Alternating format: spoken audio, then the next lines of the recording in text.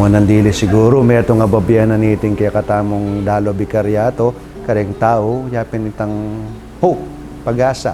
Ne? Lalo na, kining panahon na ning milabas sa 2 to 3 years na halos, king pandemya, may kalingwan, may tabang, lalob la rin tao, may takutan la. Pero kining milyari ngayon, wala mo, ang titampagan nakakarela, ang Diyos no kakalingwan. At tsula mo ken, at tsuya ken ng Diyos, manantabe ya. At lalong-lalo na itapin papakit na kaya katamo, hingin nung birhen, kayan tabe taya, king dalan na ning kakarinan, ning luwa nga hanapin, the Valley of Tears. So ito siguro yung sabi ko na mag-provide yung hope ka rin tao, lalo na kaya may nga palyari ngayon, na ang Diyos nakatalalakpan at tsuya mo ken. Masanting yung kain actually itang 450 years of faith kay Pampanga, yapin na kasanting ing pamikatago na ini kasi maganap siya kay ni King Lubao, which is also where the missionaries of the Augustinians started the faith, kaya king Maragula Pisambana ning San Agustin parish, king poblasyon, karin niya migumpisa at ngini 450 years may pili niya maning bikaryami halos Tagalubaw kingan, although tapin kaya bimining sa La Consolacion na parish king Guagua, ining kaya ngini at least akay miya pagmasusyan miya ining 450 years of faith together with the itapin 66th coronation, bala mo pitag mo talang ini. And ang tita mong pasalamat mo naman kay nga pong Ginoo uling miya biyaya ning kasalpantayan ng kaya katamo at akakit tamo kakabiyaya potang like, lalo na ngayon kayari na po nining pamamunta na kaya kami pamagintriga kaya kami po kayong parokya, akit ko talagang may ngilabot ko makakapagmulalaan talaga itang kasalpantayanan nito yung may bala mo may yakit malino na may kumpisa kaya ni King Balen Lubao. So ito siguro yung akit tamo na kay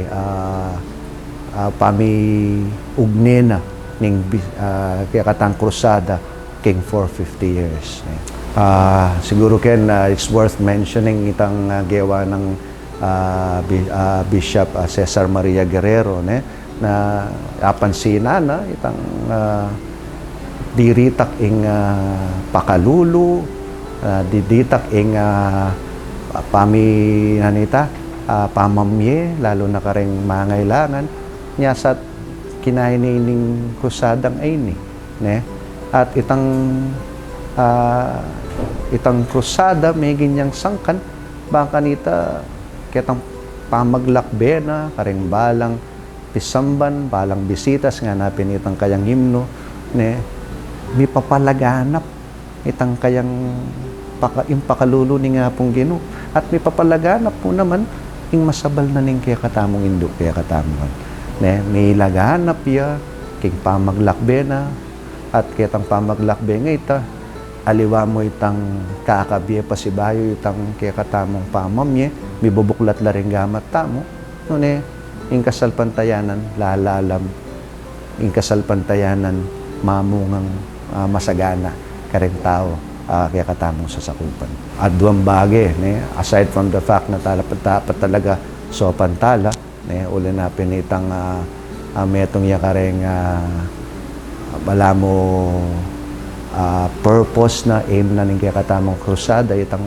sumap ka rin kalulo nya pinatin tamo kaya tang amanuan tamong lamak aside from that balo tamo mililele la rin aliwa lalo na rin pakakalulo tamo because ela may didinan pansin king pamagpalagan at king kaya katamong kasalpantayanan at nasa tamo kaniting panahon na Chuya Life, for example, kaya kami po kaya niking parokya, apakit miya kareng tao na ingindu, mintaya kaya katamo, magdalayang grasya, magdalayang lamak, lalong-lalo na para kaya kayo.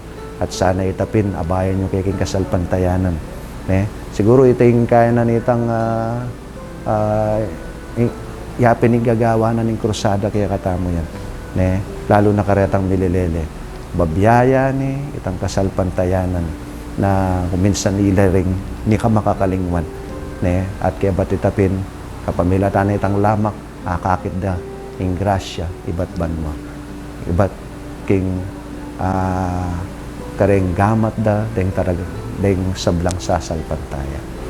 Ako po, Reverend Father Gabriel Mercado II, Kura Paroko na po ng Conversion of St. Paul Parish, King San Pablo First, Lubao, Pampanga.